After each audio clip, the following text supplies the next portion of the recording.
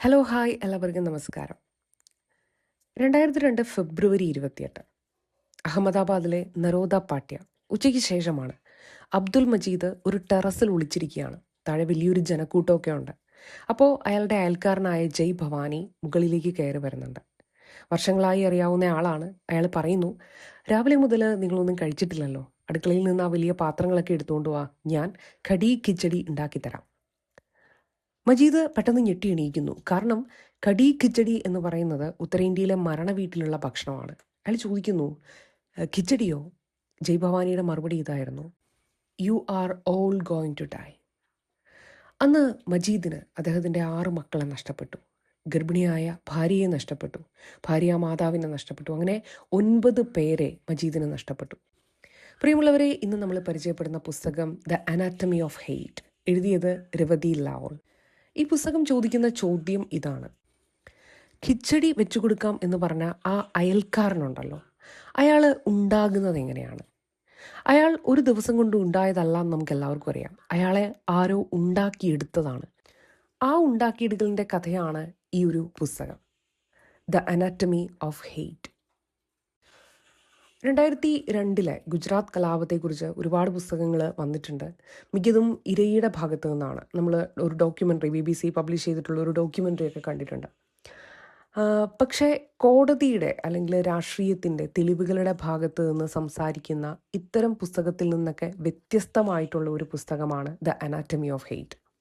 കാരണം ഇത് കൊന്നവരുടെ കൂടെ ഇരിക്കുന്ന പുസ്തകമാണ്. അവരുടെ വീട്ടിൽ താമസിക്കുന്ന, അവരുടെ കുട്ടിക്കാലം ചോദിച്ചറിയുന്ന, അവരെന്ത് കഴിച്ചു എന്ന് വരെ എഴുതി വയ്ക്കുന്ന ഒരു പുസ്തകമാണ് അനാറ്റമി ഓഫ് ഹെയ്റ്റ്. വെറുപ്പ് എന്ന് പറയുന്ന സംഗതി, അല്ലെങ്കിൽ ഹെയ്റ്റ് എന്ന് പറയുന്ന സംഗതി, അതിനെ പലപ്പോഴും ഒരു വാർത്തയാക്കാനുള്ള ഒരു ടെൻഡൻസി ഉണ്ട്. പക്ഷേ വെറുപ്പെന്ന് പറയുന്നത് കേവലം ഒരു വാർത്തയല്ല, അത് ഒരു പ്രോസസ്സാണ്, അതൊരു പ്രക്രിയയാണ്. ആ പ്രക്രിയ എങ്ങനെയാണ് പ്രവർത്തിക്കുന്നത് എന്ന് ഇത്ര അടുത്ത് നിന്ന് അല്ലെങ്കിൽ ഇത്ര ക്ലോസ് ആയി നിന്നുകൊണ്ട് കാണിച്ചു തരുന്ന മറ്റൊരു ഇന്ത്യൻ പുസ്തകം ഉണ്ടോ എന്ന് എനിക്കറിയില്ല. അപ്പോൾ അതാണ് ഈ ഒരു പുസ്തകത്തിൻ്റെ ഏറ്റവും വലിയ ഹൈലൈറ്റ് എന്ന് പറയുന്നത്. ഇത് എഴുതിയിരിക്കുന്നത് രവതി ലൗളാണ്. ഇവർ ഒരു ജേർണലിസ്റ്റാണ്. തെഹൽക്ക മാഗസീനെ കുറിച്ച് നിങ്ങൾക്കറിയായിരിക്കും. തെഹൽക്ക മാഗസീനിൽ വർക്ക് ചെയ്തിരുന്ന ഒരാളാണ് രവതി ലൗൾ. അപ്പോൾ ഈ ഒരു പുസ്തകം അവർ ആക്ച്വലി ബിഗിൻ ചെയ്യുന്നത് ഒരു കവർ സ്റ്റോറി ആയിട്ടായിരുന്നു. അല്ലെങ്കിൽ അത് പുസ്തകം ആക്കുന്നതിന് മുൻപ് അവരതിനൊരു കവർ സ്റ്റോറി ആക്കിയാണ് പ്ലാൻ ചെയ്തിരുന്നത്. പക്ഷേ എഡിറ്ററിൻ്റെ മുമ്പിൽ ഇത് പ്രസൻറ്റ് ചെയ്തപ്പോഴത്തേക്കും എഡിറ്ററുമായിട്ട് അവർ തെറ്റിപ്പിരിയുകയാണ്. അങ്ങനെ അവരൊരു സെക്കൻഡ് ഒപ്പീനിയനൊക്കെ എടുത്തു. സെക്കൻഡ് ഒപ്പീനിയന് വേണ്ടി അവർ സമീപിച്ചിരുന്നത് പ്രശസ്തനായ സാമൂഹിക ശാസ്ത്രജ്ഞൻ ആശിഷ് നന്ദിയാണ്.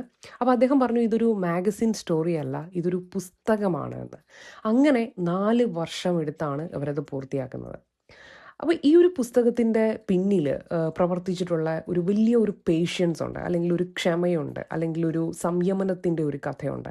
അതാണ് പ്രധാനമായിട്ടും ഈ ഒരു പുസ്തകത്തിൻ്റെ ഘടനയെ തന്നെ നിർണ്ണയിക്കുന്നത്.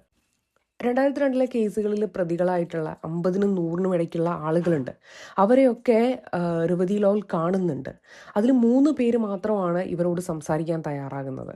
അതിൽ ആദ്യത്തെ ആളെ ഇവർക്ക് സമ്മതിപ്പിച്ചെടുക്കാൻ മാത്രം 10 വർഷത്തോളം വേണ്ടി വന്നു എന്നുള്ളതാണ്.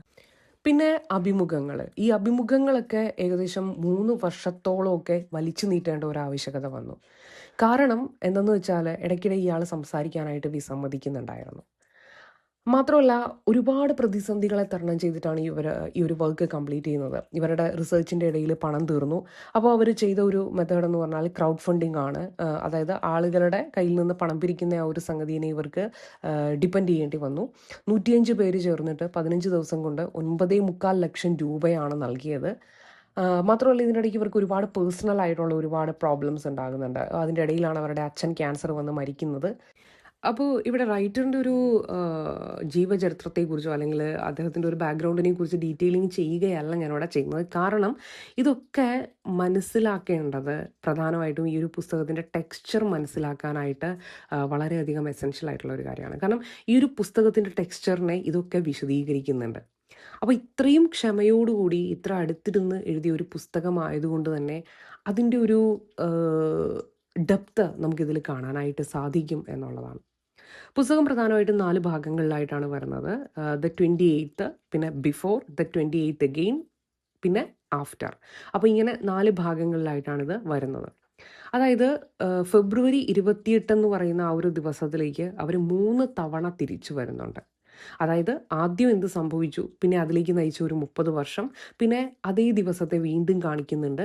അപ്പോൾ നമുക്ക് ആ മനുഷ്യരെ അറിയാമെന്ന് പറയുന്ന ഒരു വ്യത്യാസം അതിൻ്റെ അകത്ത് ഉടലെടുക്കുന്നുണ്ട്. അതായത് ഈ ഒരു തിരിച്ചുവരവിൽ ആ ഒരു വ്യത്യാസം നമുക്ക് ഫീൽ ചെയ്യുന്നുണ്ട്.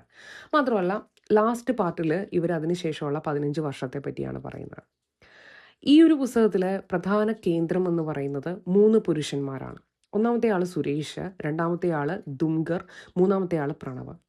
സുരേഷ് എന്ന് പറയുന്നത് അഹമ്മദാബാദിലെ ഛരാ നഗറിൽ നിന്നുള്ള ഒരാളാണ്. ഛര എന്ന് പറയുന്നത് ഒരു നാടോടി സമുദായമാണ്. 1871 ബ്രിട്ടീഷുകാരൊരു നിയമം കൊണ്ടുവന്ന് ഈ സമുദായത്തെ മുഴുവനും ക്രിമിനൽ ട്രൈബായിട്ട് മുദ്രകുത്തുകയായിരുന്നു. അങ്ങനെ 1.5 ലക്ഷം ആളുകളെ ക്യാമ്പിലിട്ട് പരമ്പരാഗതമായിട്ടുള്ള തൊഴിൽ അവർക്ക് നഷ്ടമായപ്പോഴത്തേക്കും അവർക്ക് കള്ളന്മാരായിട്ട് ജീവിക്കുകയല്ലാതെ വേറെ വഴിയില്ലാത്ത ഒരവസ്ഥയിലേക്കാണ് അവർ തള്ളപ്പെടുന്നത്. അപ്പം സുരേഷ് വളരുന്നത് ആ ഒരു തെരുവിലാണ്. പിന്നെ ഇതിൻ്റെ രണ്ടാമത്തെ കഥാപാത്രം ദുംഗർ. ദുംഗർ ഗുജറാത്തിലെ ഏറ്റവും വലിയ ആദിവാസി വിഭാഗമായിട്ടുള്ള ഭീൽ വിഭാഗത്തിലെ ഒരാളാണ്. അദ്ദേഹം ചോളം കൃഷി ചെയ്യുന്ന ഒരു കുന്നിൻ പ്രദേശത്തിലെ ഗ്രാമത്തിലാണ് ജീവിക്കുന്നത്. അവിടെ വൈദ്യുതിയില്ല, TV ഇല്ല, പാത്രമില്ല. അപ്പോൾ ഇത്രയും ബാക്ക്വേർഡ് ആയിട്ടുള്ള ഈ ഒരു പ്രദേശത്ത് വാർത്ത എത്തുന്നത് ഒരൊറ്റ വഴിയിലൂടെയാണ്, അതായത് ഗോസിപ്പ്, കിംവദന്തി എന്ന് നമ്മൾ മലയാളത്തിൽ പറയും. അപ്പോൾ ദുംഗർ VHPയുടെ ഒരു പ്രാദേശിക നേതാവൊക്കെ ആയിരുന്നു. പിന്നെ മൂന്നാമത്തെ ആൾ പ്രണവ്. പ്രണവിന് 28 വയസ്സാണ് ഉണ്ടായിരുന്നത്. അദ്ദേഹം MA വിദ്യാർത്ഥിയായിരുന്നു, ഇംഗ്ലീഷ് സംസാരിക്കും. സംസ്ഥാനത്തെ ഏറ്റവും ശക്തമായിട്ടുള്ള ജാതി വിഭാഗങ്ങൾ ഒന്നിൽ നിന്നാണ് പ്രണവ് വരുന്നത്. കലാപത്തിൽ ഉൾപ്പെടാനായിട്ട് ഒട്ടും സാധ്യതയില്ലാത്ത ഒരാളായിരുന്നു പ്രണവ്. ഈ 3 പേരെ കൂടാതെ ഒരാൾ കൂടെ ഈ ഒരു പുസ്തകത്തിലുണ്ട്. അത് ഫർസാനയാണ്, സുരേഷിൻ്റെ ഭാര്യ. അവർ മുസ്ലിമാണ്. ശ്രദ്ധിക്കുക, അവർ മുസ്ലിമാണ്. അതായത് നറോദ പാർട്ടിയിൽ മുസ്ലിങ്ങളെ കൊന്ന ജനക്കൂട്ടത്തിലെ ഒരാളുടെ ഭാര്യ ഒരു മുസ്ലിം സ്ത്രീയായിരുന്നു. അവർ അന്ന് ആ വീട്ടിലുണ്ടായിരുന്നു, അവരെല്ലാം കാണുന്നുണ്ടായിരുന്നു. അപ്പോൾ ഈ ഒരു പുസ്തകം അന്വേഷിക്കുന്നത് ആരാണ് കൊന്നത് എന്നല്ല, അത് ഓൾറെഡി കോടതി തീരുമാനിച്ചു കഴിഞ്ഞു. പക്ഷെ പുസ്തകം അന്വേഷിക്കുന്നത് അവർ ആ ദിവസത്തിലേക്ക് എങ്ങനെ എത്തി, ആ ദിവസത്തിന് ശേഷം അവർക്ക് എന്ത് സംഭവിച്ചു എന്നുള്ള കാര്യങ്ങളാണ്. പ്രിയമുള്ളവരെ, പലപ്പോഴും വെറുപ്പ് തുടങ്ങുന്നത് അപമാനത്തിൽ നിന്നാണ്. അതാണ് ഈ ഒരു പുസ്തകത്തിൻ്റെ ഒരു നട്ടെൽ എന്ന് പറയുന്നത്. സുരേഷിന് കുട്ടിക്കാലത്ത് പോളിയോ വന്നു. അയാളുടെ ഒരു കാല് ചെറുതായി. ആ നിമിഷം മുതൽ തെരുവിൽ അയാളുടെ പേര് ലിങ്ഡോ ആയി, അതായത് മുടന്തൻ. അച്ഛൻ അയാളെ പരസ്യമായിട്ട് തള്ളിപ്പറഞ്ഞു, ഇവൻ എൻ്റെ മകനല്ല, എൻ്റെ ഭാര്യ ആരുടെയോ കൂടെ കിടന്നുണ്ടാക്കിയതാണ് ഈ കുട്ടി എന്നൊക്കെ. തെരുവിൽ എല്ലാവരും കേൾക്കുകയായിരുന്നു ഇതൊക്കെ സംഭവിക്കുന്നത്. അപ്പോൾ ഇത്രയും അപമാനങ്ങൾ ഏറ്റുവാങ്ങേണ്ട ആ ഒരു കുട്ടി തനിക്കൊരു ഓൾട്ടർനേറ്റീവ് ആയിട്ടുള്ള പേര് കണ്ടെത്താനായിട്ട് ശ്രമിക്കുന്നുണ്ട്. പ്രധാനമായിട്ടും അവനത് ശ്രമിച്ചത് ക്രിക്കറ്റിലൂടെയായിരുന്നു. വിവിയൻ റിച്ചാർഡ്സൺ ആയിരുന്നു അയാളുടെ ഹീറോ. അതുകൊണ്ട് തന്നെ ലെങ്ഡോ എന്ന് വിളിക്കുമ്പോഴത്തേക്കും ഒക്കെ അയാൾ അതിനെ എതിർത്തുകൊണ്ട് വിളിച്ചു പറയും, എന്നെ റിച്ചാർഡ് എന്ന് വിളിക്കുമെന്ന്. അപ്പോൾ ഈ ഒരു സംഗതി നമുക്ക് പോലീസ് ഫയലുകളിലും കാണാൻ പറ്റും. പോലീസ് ഫയലുകളിൽ അയാൾ സുരേഷ് ലിംഗ്ഡോ എന്നും സുരേഷ് റിച്ചാർഡ് എന്നും ഒരുപോലെ കടന്നു വരുന്നുണ്ട്. ഇനി ദംഗറിൻ്റെ കാര്യത്തിൽ അപമാനം ജാതിയായിരുന്നു. അയാൾ ഭീൽ വിഭാഗത്തിൽപ്പെട്ട ആളാണ്. അയാൾക്ക് സ്വന്തം ഭാഷയെപ്പറ്റി ലജ്ജയുണ്ട്. പുസ്തകത്തിൽ അയാൾ പറയുന്നുണ്ട്, ഞങ്ങളുടെ ഭാഷ പരുക്കനാണ്, അതിന് ഒരു പേര് പോലും ഇല്ല എന്ന്. അയാൾ അധ്യാപകൻ്റെ വീട്ടിലാണ് താമസിച്ചിരുന്നത്. അധ്യാപകനാണെങ്കിൽ അപ്പർ കാസ്റ്റിലുള്ള ഒരാളാണ്, സസ്യാഹാരി, വെജിറ്റേറിയൻ ആണ്, മദ്യപിക്കില്ല. അപ്പം ദംഗർ ചെയ്തിരുന്നത് എന്തെന്ന് വെച്ചാൽ ഈ ആളെ അതേപടി തന്നെ പകർത്താനായിട്ട് ശ്രമിക്കുകയാണ്. അതിലൂടെ ഒരു ലോവർ പൊസിഷനിൽ നിന്ന് ഒരു അപ്പർ പൊസിഷനിലേക്ക് ഇയാളെ തന്നെ പ്ലേസ് ചെയ്യാനായിട്ട് അയാൾ ശ്രമിക്കുന്നുണ്ട്. അച്ഛൻ മദ്യപിച്ച് വന്ന് അമ്മയെ തല്ലുന്നത് കണ്ട് വളർന്ന ഒരു കുട്ടിക്കാലമായിരുന്നു അയാൾക്ക് ഉണ്ടായിരുന്നത്. അതുകൊണ്ട് തന്നെ ഇയാൾ ഒരു കൺക്ലൂഷനിലെത്തുകയാണ്, കുടി അല്ലെങ്കിൽ മദ്യപാനം എന്ന് പറയുന്നത് ഭീലുകളുടെ ഒരു സ്വഭാവമാണ്. അതായത് ഞാൻ വന്നത് ഒരു പരാജയപ്പെട്ട സമൂഹത്തിൽ നിന്നാണ് എന്ന്. പിന്നീട് അയാൾ കൈക്കൂലി കൊടുത്ത് ആദിവാസി സർട്ടിഫിക്കറ്റൊക്കെ വാങ്ങുന്നുണ്ട്. അതേസമയം എല്ലാവരോടും അയാൾ പറയുന്നുണ്ട്, ഞാൻ യഥാർത്ഥത്തിൽ രജപുത്രനാണ്, ക്ഷത്രിയനാണ് എന്നൊക്കെ. അപ്പം ഈ 2 കാര്യങ്ങളും ഒരാളിൽ തന്നെയാണ് ഇരിക്കുന്നത്. അതായത് സംഘപരിവാർ ഈ മനുഷ്യന്മാരെ ചേർത്ത് പിടിക്കുന്നത് ഇവിടെയാണ്. പുസ്തകം വളരെ കൃത്യമായി പറയുന്ന ഒരു കാര്യമുണ്ട്. ആദ്യം നിനക്ക് എന്തില്ല എന്ന് അവർ പറഞ്ഞു തരുന്നു, എന്നിട്ട് ആ കുറവ് നികത്താനായിട്ട് അവരുടെ കയ്യിൽ നിന്ന് നിനക്കത് വാങ്ങേണ്ടി വരുന്നു. അങ്ങനെ നിങ്ങൾ എന്നും അവരെ ആശ്രയിക്കുന്ന ഒരു അരക്ഷിതനായ ഹിന്ദുവായി തന്നെ നിലനിൽക്കുന്നുവെന്ന്. പിന്നോക്ക വിഭാഗങ്ങളിൽ നിന്ന് വന്ന് സംഘപരിവാറിൻ്റെ അജണ്ടയെ ചേർത്ത് നിർത്തുന്ന ആളുകൾ ഒന്ന് ഇരുത്തി ചിന്തിക്കേണ്ട ഭാഗമാണ് ഇത്. നമ്മുടെ ചുറ്റുവട്ടത്തും നമ്മുടെ സമൂഹത്തിലും ഇത് കാണാൻ പറ്റും. ആർക്കൊക്കെയാണ് പെട്ടെന്ന് സ്വത്വരാഷ്ട്രീയത്തിൻ്റെ ഭാഷ ആകർഷകരമാകുന്നത് എന്ന് നമ്മൾ ഒന്ന് ചുറ്റും നോക്കിയാൽ കാണാൻ പറ്റും. മിക്കപ്പോഴും വർഷങ്ങളായിട്ട് ചെറുതാക്കപ്പെട്ടവർക്കാണ് ഈ ഒരു സംഗതി വർക്കാകുന്നത്. ഏറ്റവും ചുരുക്കി പറയുകയാണെങ്കിൽ ഇൻസൾട്ട് കാലാകാലങ്ങളായിട്ട് ഒരാൾക്ക് ഉണ്ടായിട്ടുണ്ടായിരുന്ന ഇൻസൾട്ടിന് ഒരു അഡ്രസ്സ് കൊടുക്കുന്ന ആദ്യത്തെ ആൾക്ക് ആ മനുഷ്യനെ കിട്ടും എന്നുള്ളതാണ്. അയാളെ യൂസ് ചെയ്യാനായിട്ട് കിട്ടും എന്നുള്ളതാണ്. പിന്നെ ഈ ഒരു പുസ്തകം മുന്നോട്ട് വയ്ക്കുന്നത് വെറുപ്പ് ഒരു ഇമോഷൻ അല്ല, അത് ഒരു ലോജിസ്റ്റിക്സ് ആണ് എന്നുള്ള ഒരു ആശയമാണ്. ശരിക്കും പറഞ്ഞാൽ എനിക്ക് ഭയങ്കര കോൾഡായിട്ട് ഫീൽ ചെയ്ത ഒരു ഭാഗമാണിത്. ദുംഗറിൻ്റെ ഗ്രാമത്തിൽ വീടുകൾ കത്തിക്കുന്നത് എങ്ങനെയാണ് എന്ന് ഈ ഒരു പുസ്തകം വിശദമായിട്ട് എഴുതുന്നുണ്ട്. ആദ്യം ഒരു യോഗം ചേരുന്നു. ജില്ലാ നേതാവുണ്ട്, അയാൾ BJP പ്രതിനിധി കൂടെയാണ്. 200ഓളം പുരുഷന്മാരോട് പറയുന്നു, ഇന്നത്തെ ദിവസം പോലും നിങ്ങൾക്ക് പ്രവർത്തിക്കാൻ പറ്റുന്നില്ലെങ്കിൽ വീട്ടിൽ പോയിട്ട് വളയിട്ടോളൂ. അപ്പം ഇത്രയും പ്രകോപനപരമായിട്ട് സംസാരിച്ചിട്ട് പോലും ആ ആദ്യത്തെ ദിവസം ഒന്നും നടക്കുന്നില്ല. കാരണം ഗ്രാമത്തിൽ ചോളം വിളവെടുപ്പിൻ്റെ ഒരു സമയമായിരുന്നു. ആളുകൾക്ക് വളയല്ല വിളയായിരുന്നു പ്രശ്നം. പിന്നെ എപ്പോഴാണത് നടക്കുന്നത്? ഒരു മുസ്ലിം കുടുംബം അവരുടെ സ്വന്തം വീട്ടിൽ നിന്ന് സാധനങ്ങൾ എടുക്കാനായിട്ട് വരികയാണ്. പേടിച്ചിട്ട് അവരുടെ കൂടെയുള്ള ആൾ ആകാശത്തേക്ക് വെടിവെക്കുന്നുണ്ട്. അതോടെ ദുംഗറിൻ്റെ ഭാഷയിൽ അവരാണ് ആദ്യം തുടങ്ങിയത് എന്നുള്ള പ്രകോപനമായി മാറി. അതായത് ഈ വെടിവയ്പ്പാണ് ഇവരെയൊക്കെ അങ്ങോട്ട് ട്രിഗർ ചെയ്യുന്നത്. പിന്നെ നടക്കുന്നത് ഒരു പ്ലാനിങ് ആയിരുന്നു. റോഡുകൾ മരം മുറിച്ചിട്ടിട്ട് അടയ്ക്കുന്നു. ഓരോ വീട്ടിൽ നിന്ന് 10-20 രൂപ വീതം പിരിക്കുന്നു. കടക്കാരിൽ നിന്നൊക്കെ 100 രൂപ വീതം പിരിക്കുന്നു. അങ്ങനെ അതൊക്കെ കൊണ്ട് മണ്ണെണ്ണയും പെട്രോളും ഒക്കെ വാങ്ങുന്നു. 6 പേരെ 3 ടീമുകളാക്കി തിരിക്കുന്നു. ഓരോ ടീമിനും 2 വീടുകൾ വീതം നൽകുന്നു. ഇത് ഭ്രാന്തല്ല, ഇതൊരു പ്രൊജക്ട് മാനേജ്മെൻ്റ് ആണ്. എന്നാൽ പ്രണവിൻ്റെ ഭാഗത്ത് ഇത് വേറൊരു രീതിയിലാണ് വരുന്നത്. അയാളുടെ ഹോസ്റ്റൽ സുഹൃത്തുക്കൾ കൊള്ളയടിക്കാൻ പോവുകയാണ്.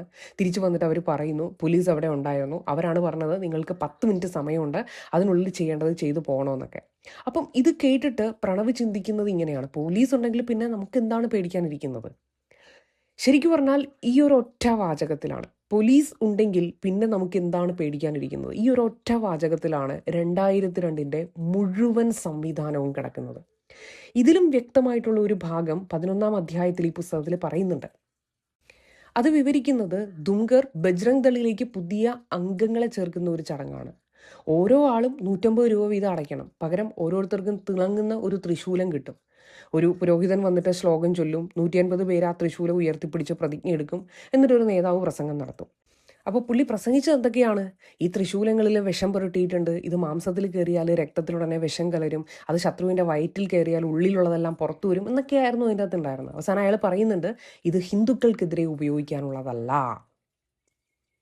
ഒരു ചടങ്ങ്, ഒരു ഫീസ്, ഒരു രസീത്, ഒരായുധം, ഒരു പ്രതിജ്ഞ. അതായത് വെറുപ്പിന് ഒരു ഓഫീസ് ഉണ്ട്, ഒരു അക്കൗണ്ട്സ് ഡിപ്പാർട്ട്മെൻ്റ് ഉണ്ട്, ഒരു ടാർജറ്റ് ഉണ്ട്. ദുംഗറിന് 10,000 അംഗങ്ങളെ ചേർക്കാനായിരുന്നു ടാർജറ്റ് ഉണ്ടായിരുന്നത്. അയാൾ 12,000 പക്ഷേ ചേർത്തു. അതിന് അയാൾക്ക് ബ്ലോക്കിൽ 1ാം സ്ഥാനം കിട്ടുകയുണ്ടായി. അയാൾ അതോർത്ത് അഭിമാനിക്കുന്നുമുണ്ട്. അതായത് ഒരു കമ്പനിയിലെ ഏതൊരു കമ്പനിയിലെയും സെയിൽസ് ടീമിൻ്റെ ഭാഷയാണിത്. അത് നമുക്ക് ഈ പുസ്തകം വായിക്കുമ്പോൾ ശരിക്കും അങ്ങ് സ്ട്രൈക്ക് ചെയ്യും. ഒന്നിരുത്തി ചിന്തിച്ചാൽ നമുക്ക് ചുറ്റുപാടും നടക്കുന്ന പല സംഗതികളും എടുത്തു നോക്കിയിട്ടുണ്ടെങ്കിലും ഇതേ സംഗതികൾ തന്നെ അവിടെ വർക്കാകുന്നത് നമുക്ക് കാണാനായിട്ട് പറ്റും.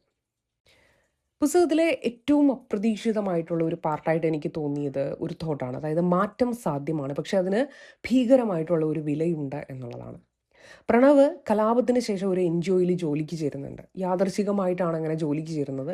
അയാളുടെ മുസ്ലിം സുഹൃത്ത് തൻവീറിന് ഒരു പ്രൊജക്റ്റ് കിട്ടണമെന്നുണ്ടെങ്കിൽ ഒരു ഹിന്ദു പങ്കാളി കൂടെ വേണം. അതായിരുന്നു ആ NGOയുടെ വ്യവസ്ഥ എന്ന് പറയുന്നത്. ജോലി എന്തെന്ന് വെച്ചാൽ കലാപത്തിൽ വീട് നഷ്ടപ്പെട്ട മുസ്ലിങ്ങളെ പുനരധിവസിപ്പിക്കുക എന്നുള്ളതായിരുന്നു. അപ്പോൾ ഒരു ട്രെയിനിങ്ങിൽ അവരോട് ചോദിക്കുന്നുണ്ട്, മുസ്ലിം എന്ന് കേൾക്കുമ്പോൾ ആദ്യം നിങ്ങളുടെ മനസ്സിൽ വരുന്ന വാക്ക് എഴുതുമോ എന്നുള്ളത്. 30 സെക്കൻഡാണ് അവർക്ക് കൊടുത്തിരുന്ന സമയം. അപ്പോൾ പ്രണവ് അന്ന് എഴുതിയത് തൊപ്പിക്കാർ എന്നാണ്. മറ്റ് ഹിന്ദുക്കൾ എഴുതിയത് അക്രമാസക്തർ, താടിക്കാർ എന്നിങ്ങനെയൊക്കെയാണ്. എന്നിട്ട് ട്രെയിനർ ആ മുറിയിലുള്ള മുസ്ലിങ്ങൾ സ്വയം എഴുതിയ വാക്കുകൾ വായിക്കുന്നു. ഭക്തർ, സമാധാനപ്രിയർ, അങ്ങനെ. എന്നിട്ട് അയാൾ ചോദിക്കുന്നു, ഈ 2 ലിസ്റ്റും എങ്ങനെ ഒരേ സമയം ശരിയാകും? ഒരു ഉദാഹരണം അയാൾ കൊടുക്കുന്നുണ്ട്. നിങ്ങൾ മുസ്ലിങ്ങളെ മാംസാഹാരികൾ എന്ന് വിളിച്ചു, അതായത് ഹിന്ദുക്കൾ സസ്യാഹാരികളാണെന്ന് നിങ്ങൾ കരുതുന്നു. പോയി കണക്ക് നോക്കൂ. പ്രണവ് പോയിട്ട് കണക്ക് നോക്കുന്നു. ഇന്ത്യയിൽ 70% മാംസാഹാരികളാണ്. അതായത് മുസ്ലിങ്ങൾ ജനസംഖ്യയുടെ 14% മാത്രമാണ്. അപ്പം കണക്ക് അവിടെ ഒത്തുപോകുന്നില്ല. കണക്ക് തെറ്റിയാൽ ബാക്കി എല്ലാ സംശയത്തിലാകും. അപ്പം അതാണ് പ്രണവിന് സംഭവിക്കുന്നത്. അയാൾ ഒരു ട്രെയിനിങ്ങിൽ എഴുതി വയ്ക്കുന്നുണ്ട്, എനിക്ക് മുസ്ലിങ്ങളെക്കുറിച്ചുള്ള ചിന്ത മാറ്റണമെന്നുള്ളത്. പക്ഷേ ഈ മാറ്റം അത്ര സൗജന്യമായിട്ട് ലഭിക്കുന്ന ഒരു സംഗതിയൊന്നുമല്ല. അയാൾക്ക് സുഹൃത്തുക്കൾ നഷ്ടപ്പെടുന്നുണ്ട്. അവർ പറയുന്നുണ്ട് ഞാൻ ഇവനെ തിരിച്ചു മാറ്റിയെടുക്കുമെന്നൊക്കെ. വീട്ടിൽ പോകാൻ അയാൾക്ക് പറ്റാതാകുന്നു. അയാളുടെ ഉറക്കം പോകുന്നു. ഒരു ദിവസം 65 കിലോമീറ്റർ ബൈക്ക് ഓടിച്ച് വീട്ടിലെത്തിയിട്ട് ആ യാത്ര ഓർമ്മയില്ല എന്നൊക്കെ അയാൾ തിരിച്ചറിയുന്നുണ്ട്. 6 മണിക്കൂർ ഇരുന്ന് ആലോചിച്ചിട്ടും അയാൾക്ക് ഒരു എംപ്റ്റിനെസ് അല്ലെങ്കിൽ ഒരു ശൂന്യത മാത്രമാണുള്ളത്. അയാളുടെ വാക്കുകളിൽ പഴയയിടത്തും ഇല്ല, പുതിയയിടത്തും ഇല്ല, രണ്ടിനും നടുവിൽ എവിടെയോ നിൽക്കുന്നത് പോലെയുള്ള ഒരു ഫീലിംഗ് ആണ് ജനറേറ്റ് ആകുന്നത്. അപ്പം ഈ ഒരു സംഗതിയെ ദുംഗറിനോട് ചേർത്ത് വായിക്കണം. ദുംഗറും മാറുന്നുണ്ട്. അയാൾ താൻ കത്തിച്ച 39 വീടുകൾ തിരിച്ച് പണിയിക്കുന്നുണ്ട്. സൊഹൈൽ ഭായിയുടെ കുടുംബം ഇലകൾ കൊണ്ട് കെട്ടിയ കിടക്കയിൽ പട്ടിണി കിടക്കുന്നത് കണ്ടിട്ട് അയാൾ വീട്ടിൽ വന്ന് 40 മിനിറ്റ് കരയുന്നുണ്ട്. സ്വന്തം മില്ലിൽ നിന്ന് അയാൾ അവർക്ക് ധാന്യം കൊടുത്തയക്കുന്നുണ്ട്. എന്നിട്ടും അതേ ദുംഗർ ഗോദ്രയിലെ VHP യോഗത്തിൽ ചെന്ന് അഭിമാനത്തോടെ പറയുന്നുണ്ട്, ഞാൻ അവരുടെ വീടുകൾ കത്തിച്ചു. രണ്ടും നടക്കുന്നത് ഒരേ കാലയളവിലാണ്. വ്യത്യാസം ഇതാണ്, പ്രണവിൻ്റേത് ഒരു പരിവർത്തനമാണ്, പക്ഷേ ദുംഗറിൻ്റേത് ഒരു തന്ത്രമായിരുന്നു. പുസ്തകം ഒരിക്കലും ഈ 2 ഇൻസിഡൻസിനെയും അല്ലെങ്കിൽ അതിൻ്റെ അണ്ടർലൈയിങ് ആയിട്ടുള്ള കാര്യങ്ങളെ ഒന്നും കൂട്ടിക്കുഴയ്ക്കുന്നില്ല. അതുകൂടെയാണ് ഈ ഒരു പുസ്തകത്തെ ഡിഫറൻ്റ് ആക്കുന്നത്. ഇനി ഫർസാന എന്ന് പറയുന്ന ക്യാരക്ടറിനെ പറ്റി നമ്മൾ പറഞ്ഞു. സുരേഷിൻ്റെ സഹോദരി ഒരു മുസ്ലിം പയ്യൻ്റെ കൂടെയാണ് ഒളിച്ചോടി പോയിട്ടുണ്ടായിരുന്നത്. അപ്പം ആ ഒരു അപമാനം അയാൾക്ക് താങ്ങാവുന്നതിലും അധികമായിരുന്നു. ആ ടൈമിൽ അയാൾ പരസ്യമായിട്ട് പ്രഖ്യാപിക്കുന്നുണ്ട്, അവർ എൻ്റെ വീട്ടിൽ നിന്ന് എൻ്റെതിനെ ഒന്ന് കൊണ്ടുപോയി, ഞാൻ ഇനി അവരുടേതിനെ കൊണ്ടുപോകും. അതായത് എൻ്റെ പെങ്ങൾ, ഹിന്ദുവായ എൻ്റെ പെങ്ങളെ അവർ കൊണ്ടുപോയി, ഇനി അതിന് പകരമായിട്ട് മുസ്ലിം ആയിട്ടുള്ള അവരുടെ ഒരു പെൺകുട്ടിയെ ഞാനിങ്ങ് കൊണ്ടുവരുമെന്ന്. അങ്ങനെയാണ് 14 വയസ്സുള്ള ഫർസാനയെ അയാൾ ടാർഗറ്റ് ചെയ്യുന്നത്. പുസ്തകം ഇവിടെ ഒരു കെണിയിൽ വീഴുന്നില്ല. ഫർസാനയെ ഒരു ഇരയാക്കി ഒരിക്കലും അത് ചിത്രീകരിക്കുന്നില്ല. അവർ ശരിക്കും പ്രണയിച്ചിരുന്നു, ഒരുമിച്ച് ടാറ്റു കുത്തിയിരുന്നു, കമിതാക്കൾ ചെയ്യുന്നത് പോലെ അവരുടെ പേരുകളുടെ ആദ്യാക്ഷരങ്ങൾ, പിന്നെ നമ്മളുടെ ഒരു ഹാർട്ടിൻ്റെ ഉള്ളിൽ അമ്പ് ആരോ വരുന്ന ആ ഒരു രീതിയിലൊക്കെ, അങ്ങനെയുള്ള രീതിയിലുള്ള ടാറ്റുവിങ് ഒക്കെയാണ് അവർ ചെയ്തിട്ടുണ്ടായിരുന്നത്.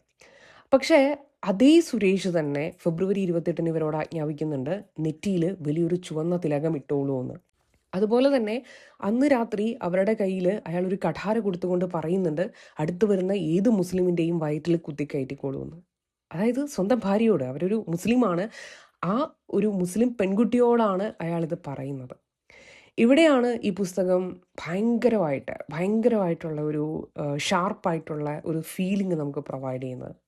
തെരുവിനുള്ളിൽ എന്താണ് നടക്കുന്നത്, അതേ യുക്തി തന്നെയാണ് ഈ വീടിൻ്റെ ഉള്ളിലും സംഭവിച്ചിട്ടുള്ളത്. ഞാനാണ് നിന്നെ ഡിഫൈൻ ചെയ്യുന്നത്, നിന്റെ അടയാളം തീരുമാനിക്കുന്നത് ഞാനാണ്, നീ എൻ്റേതാണെങ്കിൽ മാത്രമേ നിനക്ക് ജീവിക്കാൻ അവകാശമുള്ളൂ. ഇവിടെ പറയാനായിട്ട് ഒരുപാട് കാര്യങ്ങളുണ്ട്. 2007 ഒരു സ്റ്റിംഗ് ഓപ്പറേഷനിലൂടെ സുരേഷ് സ്വയം പറയുന്ന ഒരു ഭാഗമൊക്കെ ഉണ്ട്. തെഹൽക്കയുടെ ആശിഷ് ഖേദൻ VHP കാരനായിട്ട് അഭിനയിച്ച് അയാളെ കൊണ്ട് സംസാരിപ്പിക്കുന്ന ഒരു പാർട്ടുണ്ട്. അപ്പോൾ ആ ഒരു സംഭാഷണം പുസ്തകത്തിൽ അതേപടി തന്നെ പകർത്തി വെച്ചിട്ടുണ്ട്. ഫർസാന അത് അവിടെ ഇരുന്ന് കേൾക്കുന്നുണ്ട്. ആ ഭാഗം ഞാനിവിടെ പറയുന്നില്ല. കാരണം എന്തെന്ന് വെച്ചാൽ അത് വായിക്കേണ്ടത്, അത് വായിച്ച് ഉൾക്കൊള്ളേണ്ടത് നിങ്ങൾ തന്നെയാണ്.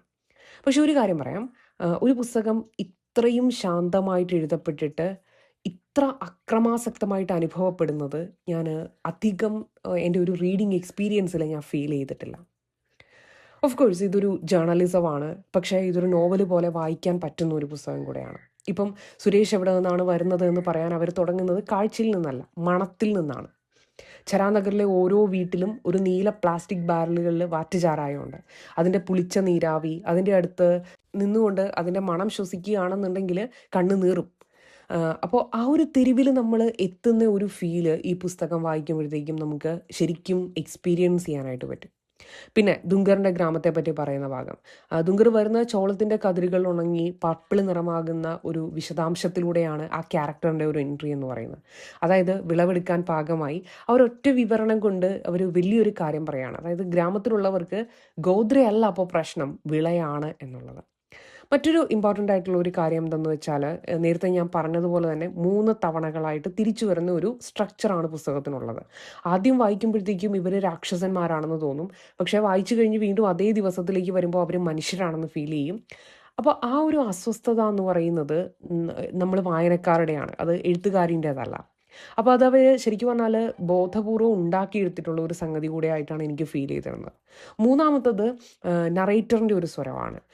രവതി ലൗല് അവർ ഒരിക്കലും ഒരു ജഡ്ജ്മെൻ്റൽ ആയിട്ടുള്ള ഒരു സമീപനം അല്ലെങ്കിൽ ഒരു വിധികർത്താവായി നിന്നുകൊണ്ടുള്ള ഒരു സമീപനമല്ല ഇതിൽ വയ്ക്കുന്നത്. അവർ പറയുന്നില്ല ഇത് ഭീകരമാണ് എന്ന്, മറിച്ച് അവർ ദുങ്കറിൻ്റെ മൂക്കിൻ്റെ വിടർച്ച, തോളിൻ്റെ കൂനൽ, അരികിൽ ചെറുതായി താഴ്ന്നു പോകുന്ന ചിരി, ഇതൊക്കെ എഴുതി വയ്ക്കുന്നുണ്ട്. ബാക്കി നമ്മളാണ് പൂരിപ്പിക്കേണ്ടത്. പിന്നെ നാലാമത്തെ ഒരു ആസ്പെക്റ്റ് എന്ന് പറയുന്നത് അതിൻ്റെ ഒരു വോയിസിൽ വരുന്ന പെട്ടെന്നുള്ള മാറ്റമാണ്. പുസ്തകം മുഴുവനും ഒരു സാഹിത്യ ഭാഷയിലാണ് മുന്നോട്ട് പോകുന്നത്. പക്ഷേ 19ാമത്തെ അധ്യായമൊക്കെ വരുമ്പോഴത്തേക്കുമാണ് നേരത്തെ നമ്മൾ പറഞ്ഞ ഒരു സ്റ്റിങ്ങിൻ്റെ ട്രാൻസ്ക്രിപ്റ്റ് വരുന്നത്.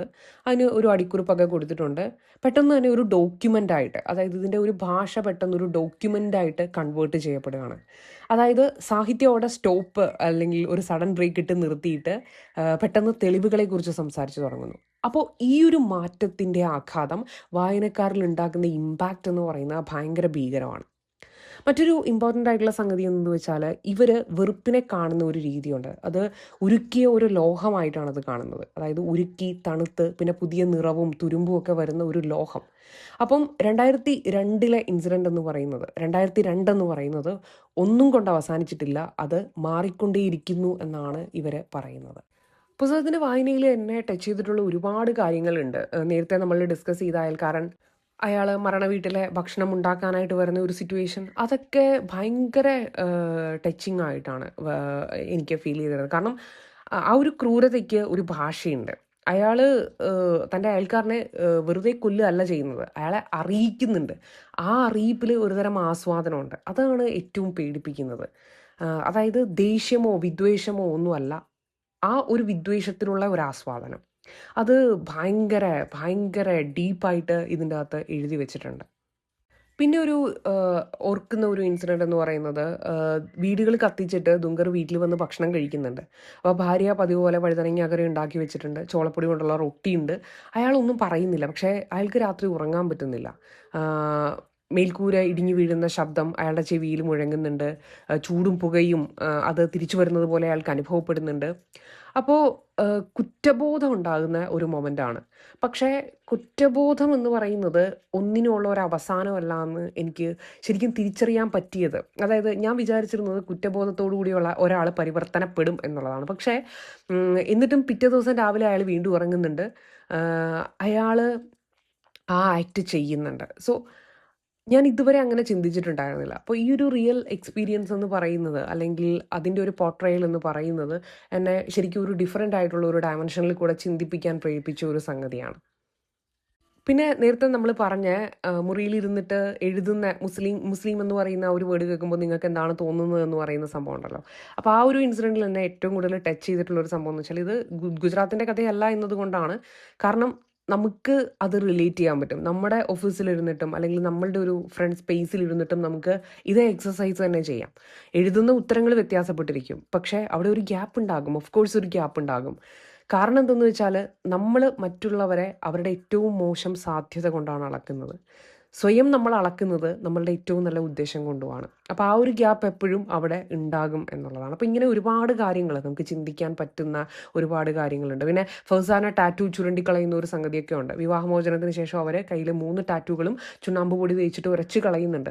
അതിൽ തൊലി പോയി മാംസം പുറത്തു വരുന്നു, ആഴ്ചകളോളം പ്ലാസ്റ്റിക് സർജറി വേണ്ടി വരുന്നുണ്ട്. എന്നിട്ടും അവർ പറയുന്നുണ്ട്, കൈ മുറിച്ച് കളയേണ്ടി വന്നാലും ഞാനത് ചെയ്യുമായിരുന്നു എന്ന്.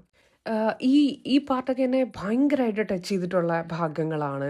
കാരണം അതൊരു കോടതി വിധിയല്ല, ഒരു തെരഞ്ഞെടുപ്പ് ഫലമല്ല. ഒരു സ്ത്രീ സ്വന്തം ചർമ്മത്തിൽ നിന്ന് പ്രിയപ്പെട്ട ഒരാളുടെ പേര് ഉരച്ച് കളയുക എന്ന് പറയുന്നത് ശരിക്കുമുള്ള ഒരു മോചനം കൂടെയാണ്. പിന്നെ പുസ്തകത്തിൻ്റെ പ്രശ്നമായിട്ട് എനിക്ക് തോന്നിയിട്ടുള്ള ഒരു ഭാഗം എന്ന് പറഞ്ഞാൽ, ഇപ്പം ഫർസാന എന്ന് പറയുന്ന ക്യാരക്ടർ, അത് എനിക്ക് തോന്നുന്നു പുസ്തകത്തിൽ ഏറ്റവും ജീവനുള്ള ഒരു ക്യാരക്ടർ, ഒരു ലിവിങ് ക്യാരക്ടർ എന്ന് പറയുന്നത് ഫർസാനയാണ്. ഏറ്റവും ധൈര്യമുള്ള ഒരു ക്യാരക്ടറും അവർ തന്നെയാണ്. പക്ഷേ പുസ്തകത്തിൻ്റെ ഫ്രെയിമിൽ പറയുന്നത് 3 പുരുഷന്മാരുടെ ഒരു കഥ എന്നുള്ള ഒരു രീതിയിലാണ്. പക്ഷേ അതുകൊണ്ട് തന്നെ ഒരു കോ ആർട്ടിസ്റ്റ് എന്നുള്ള ഒരു രീതിയിലാണ് ഈ ഫർസാന അത് മാത്രമായിട്ട് പുസ്തകത്തിൽ ചുരുങ്ങുന്നത് പോലെ തോന്നി. അപ്പം പുസ്തകത്തിൻ്റെ ഘടന എന്ന് പറയുന്നത് ഫർസാനയ്ക്ക് അവരുടെ ഒരു അർഹിക്കുന്ന ഒരു സ്പേസ് കൊടുക്കാത്തത് പോലെ എനിക്ക് വായനയിൽ ഫീൽ ചെയ്തിട്ടുണ്ടായിരുന്നു. പിന്നെ പലപ്പോഴും ഇവർ യൂസ് ചെയ്തിരിക്കുന്നത് ഈ പറഞ്ഞ ദുംഗർ, പ്രണവ്, ഫസാന ഇതൊന്നും ശരിക്കുമുള്ള പേരുകളല്ല. ഗ്രാമങ്ങളുടെ പേരുകളും ഇവർ ഇതിൻ്റെ അകത്ത് യൂസ് ചെയ്തിട്ടില്ല. പ്രത്യേകിച്ചൊരു നോൺ ഫിക്ഷൻ ആയിട്ടുള്ള ഒരു പുസ്തകം വായിക്കുമ്പോൾ എനിക്കിത് ക്രോസ് ചെക്ക് ചെയ്ത് പോകാനായിട്ട് വേറെ ഒരു സംഗതികളും ഇല്ല എന്നുള്ളതാണ്. എഴുത്തുകാരിനെ പൂർണ്ണമായിട്ടും വിശ്വസിക്കുക എന്നുള്ളതാണ് ഈ ഒരു പുസ്തകം മാത്രം വായിക്കുന്ന ഒരാളെന്നുള്ള രീതിയിൽ എനിക്ക് മനസ്സിലാക്കാൻ കഴിയുന്നത്. അതിനപ്പുറത്തേക്ക് ആരാണിവർ, അല്ലെങ്കിൽ ഇതിൻ്റെ ഒരു ഫാക്ട് ചെക്ക് ചെയ്യാനോ മറ്റു കാര്യങ്ങളോ ഉള്ള ഒരു സാധ്യത ഇത്തരം ഒരു ഫിക്ഷണൽ ആയിട്ടുള്ള എലമെൻറ്റുകൾ അത് കംപ്ലീറ്റ് ആയിട്ട് അടച്ചു കളയുന്നുണ്ട് എന്ന് എനിക്ക് തോന്നിയിട്ടുണ്ടായിരുന്നു. പിന്നെ ഏറ്റവും ശ്രദ്ധേയമായിട്ടുള്ള ഒരു കാര്യം എന്തെന്ന് വെച്ചാൽ 10 വർഷത്തോളമൊക്കെ കാത്തിരുന്ന് ഒരാളെ കൊണ്ട് സംസാരിപ്പിക്കാനായിട്ട് തയ്യാറായ ഒരു ജേർണലിസ്റ്റിൻ്റെ ഒരു ക്ഷമ ഈ ഒരു പുസ്തകത്തിൻ്റെ ഓരോ പേജുകളിലും നമുക്ക് കാണാനായിട്ട് സാധിക്കും എന്നുള്ളതാണ്. പിന്നെ പുസ്തകത്തിൻ്റെ അവസാന ഭാഗത്ത് അബ്ദുൽ മജീദ്, നമ്മൾ ആദ്യം പറഞ്ഞ ക്യാരക്ടർ ഉണ്ടല്ലോ അബ്ദുൽ മജീദ്, 9 കുടുംബാംഗങ്ങളെയൊക്കെ നഷ്ടപ്പെട്ടിട്ടുള്ള ആ ഒരു മനുഷ്യൻ, ആ കഥ ചോദിച്ചു വരുന്നവരോട് പറയുന്ന ഒരു കാര്യമുണ്ട്. അത് ഏകദേശം ഇങ്ങനെയാണ്: ഞങ്ങളെ നോക്കണ്ട, ഞങ്ങൾ പറഞ്ഞു കഴിഞ്ഞു, അവരെ നോക്കൂ. ഈ പുസ്തകം ചെയ്യുന്നത് അതാണ്. അതായത് ഇത് അവരെ നോക്കുന്നു. അതായത് ഇരകളെയല്ല, കൊന്നവരെയാണ് ആ പുസ്തകം നോക്കുന്നത്. അപ്പോൾ ഇരകളുടെ പെർസ്പെക്റ്റീവിൽ നിന്ന് മാറിക്കൊണ്ട് കൊന്നവരുടെ പെർസ്പെക്റ്റീവിൽ നിന്ന് കാര്യങ്ങളെ വിശകലനം ചെയ്യുന്ന ഒരു രീതി അല്ലെങ്കിൽ ഒരു വായനാനുഭവം എനിക്ക് തികച്ചും പുതിയതായിരുന്നു. അപ്പോൾ അത്തരം ഒരു വായനാനുഭവം പ്രതീക്ഷിക്കുന്ന ഒരു നോൺ ഫിക്ഷൻ ഒക്കെ വായിക്കാൻ താല്പര്യമുള്ള ഒരാളാണ് നിങ്ങളെങ്കിൽ തീർച്ചയായിട്ടും വായിച്ചിരിക്കേണ്ട ഒരു പുസ്തകമാണ് ദ അനാറ്റമി ഓഫ് ഹെയ്റ്റ്. അടുത്ത ഒരു പുസ്തകവുമായി അടുത്ത വീഡിയോയിൽ കാണാം. അതുവരയ്ക്കും എല്ലാവർക്കും നമസ്കാരം.